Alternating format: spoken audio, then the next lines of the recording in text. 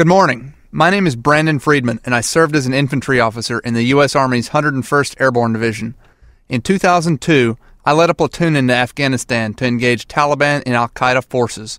Barely a year later, I commanded troops during the invasion of Iraq and in the insurgency that followed.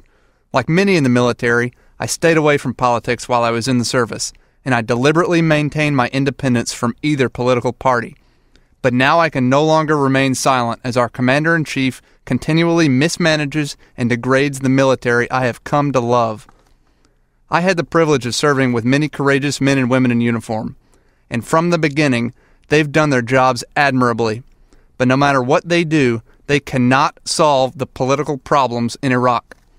I traveled to Washington, D.C. this week on behalf of my fellow veterans and delivered a clear-cut message to our representatives in Congress. The escalation of the Iraq War is failing, and now the mission must change. President Bush is keeping our already overextended troops in the middle of a civil war, instead of deferring to military leaders who agree that we need to transition the mission to focus on a political solution, not a military one. His administration hasn't listened to the advice of experienced leaders from the outset. In 2003, it was General Shinseki. In 2006, it was General Abizaid. And this year, Generals Batiste and Eaton explained to Americans that the President and his supporters in Congress didn't listen to the military brass when it counted. And in turn, the generals both left the military to warn of the staggering toll these repeated deployments have taken on our military readiness, and that this represents a dangerous threat to our national security. Since the escalation began 6 months ago, nearly 600 of our brave soldiers have been killed, and it's cost Americans more than $60 billion.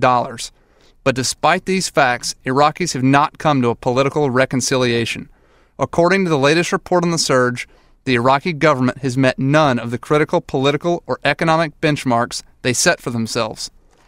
It's past time for the transition to diplomatic efforts in Iraq that Democrats have long demanded.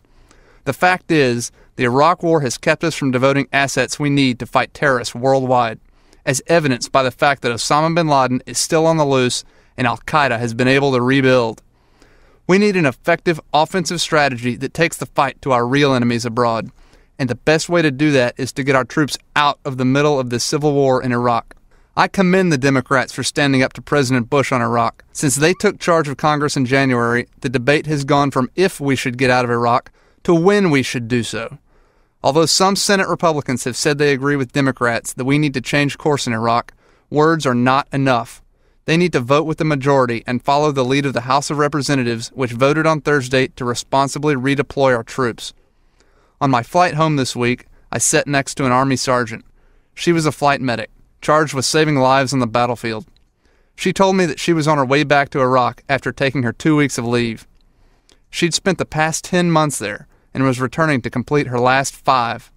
When I asked her how she felt about it, she explained that she had a young son at home who will now spend a second Christmas in a row without his mother. She said she was tired of watching her fellow soldiers die in front of her, and she said that no matter what she or anyone else did, nothing was changing in Iraq.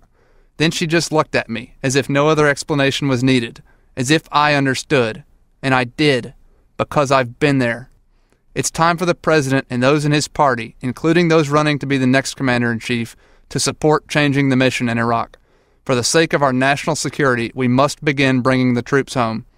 This is Brandon Friedman, a veteran of the U.S. Army. Thank you.